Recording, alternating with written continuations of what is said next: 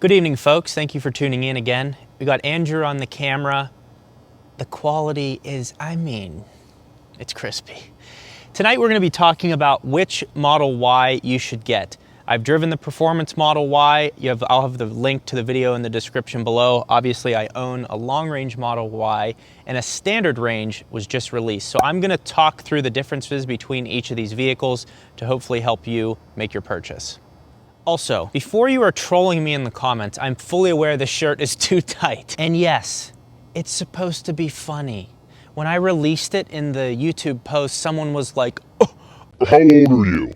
And then I commented back and I said, I'm 47. And they say, you look way too young for 47. Like, we're having fun here, okay? I bring you a few facts, make you laugh, and the quality's perfect. What more can you ask for? So the first thing that we want to discuss, and I think the most important thing you need to think about when you're going to be buying a fully electric car, is the range. The standard range car is 244 miles. The long range is 326 miles, and the performance is 303 miles of range. Me personally, the most important thing with an electric car is the range. Second then would be the driving dynamics. Luckily, the driving dynamics of all three of those options are going to be excellent. The one difference you need to know is on the standard range, it's rear-wheel drive. So if you live in an area where there's snow, you might want to consider having all-wheel drive. It's safer, going to be one less thing to think about when you're in snowy conditions. What I will say, though, one thing you can be happy about is electric cars having the motors right on the wheels. It's different than having a differential like in a normal internal combustion engine. So what I've noticed when I drove a standard range Model 3 was it was in the wet and I took a turn really hard, accelerating full on, and you could feel the car gripping immediately just because the electric motors on the car are able to throttle power and adjust power quicker than having a differential in a car. So it is better than having a normal rear-wheel drive car, but again, if it snows a lot, I think you'd want to have all-wheel drive, which starts on the long range, and the Performance also has it as well. The other nice thing to note about all Teslas for the most part, the exterior stays the same. So you could have a Performance, and if someone doesn't have a great eye for cars, they're like, oh, that's just a Tesla. They're not going to know if it's a Performance, a standard range, long range. They're not really going to know the difference. There's no external differences in the appearance of the car. Also, you get standard the 19-inch Gemini wheels, so you get those standard. These are a $2,000 upgrade. These are the 20-inch turbine wheels, and the Performance has a 21-inch Uber turbine wheel, which they say those wheels are extremely heavy. That's why there's a range decrease. I love these wheels. I had to get these black 20-inch wheels. I think they look amazing. And it'll be interesting to see how they hold up over time. So 19-inch standard doesn't cost you anything. 20-inch is a $2,000 upgrade, that's those. And then for the Performance, they're 21-inch wheels, and you can only get those on the Performance.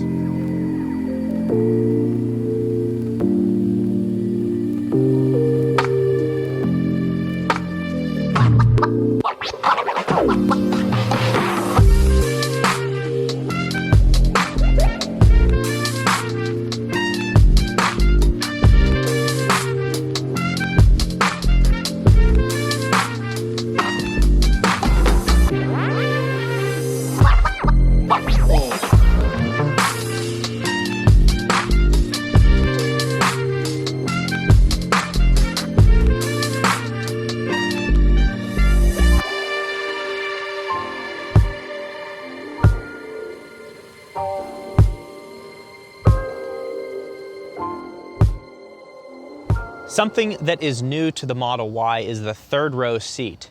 Me personally, if there was going to be a third row seat, I wish they would have done something unique. The only other car that I know has this is the Mercedes station wagon, which is rear facing seats.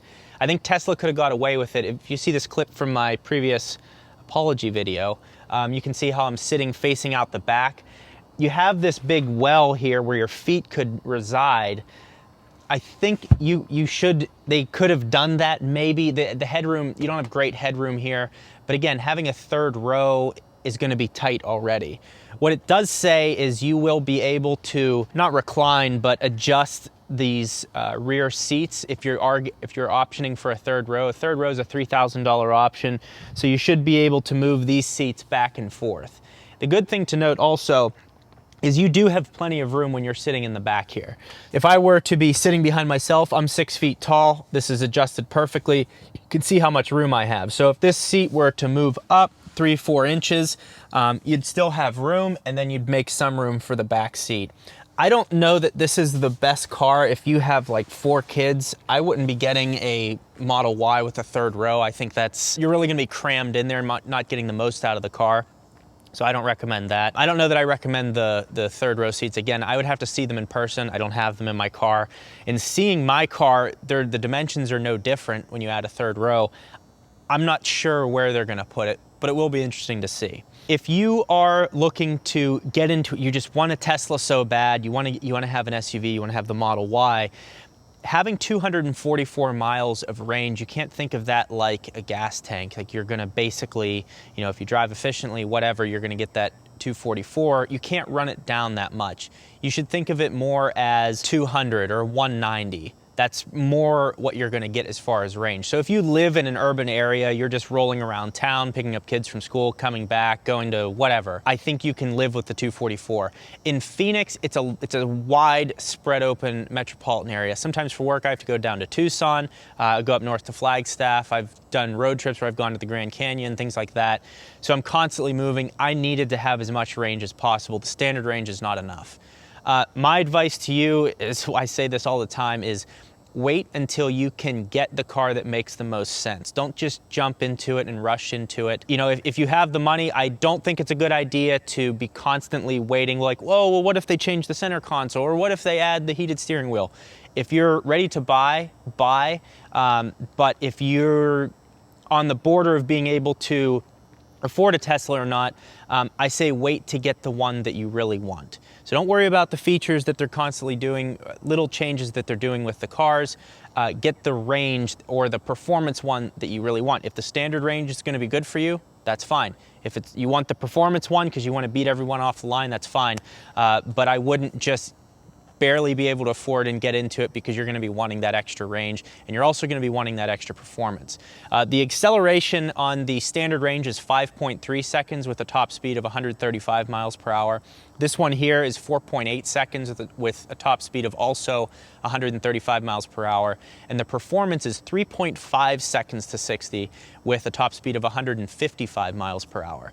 And it also has tighter springs. It's just a much more, obviously it's a performance-oriented car. So if you want to click the card at the top of your screen, I did review one and compare it to this one. So that will be a helpful video for you. I think it's great that Tesla is making these cars more affordable. $41,990 for the standard range is great, especially when you get in one of these cars and feel how good it drives. It's so precise. They're extremely safe. Just got the highest safety rating you can possibly get. I'm not good with safety ratings. I just know it was the highest one. It's impossible to roll these over because all of the weight in the battery is down here. So all of the weight is between here in the rear axle, and that's why the cars handle so well. That's why there's not a lot of body roll when you're taking turns. You're gonna be happy with the car. I just think you need to consider the realities of the range. The charging network is excellent, and I think you're gonna be happy with whatever one you get. But again, just make sure you're making your decision on what will make sense with your lifestyle and not necessarily just being able to get into the Tesla. I have 13,000 miles on my Model Y. It's been incredible. I'm gonna do as many videos as possible on it. I should be doing a road trip to Las Vegas coming up this week, so that'll be fun. So subscribe for that. I'm happy they are offering different versions of it. 5.3 to 60 is very fast. I mean, you're gonna be able to, like with a stock WRX STI, you're gonna be able to hang with it, maybe even beat it, like in the real world. They're tested at 4.8, but getting that out of it, that's done by a professional driver. I don't know what else to tell you folks. If you have any questions, leave it down in the comments below. I'll be sure to get back to as many of you as possible. Thank you for watching. If you're still with me, please leave a like, and we'll see you next time. I think I'll just get in and drive away.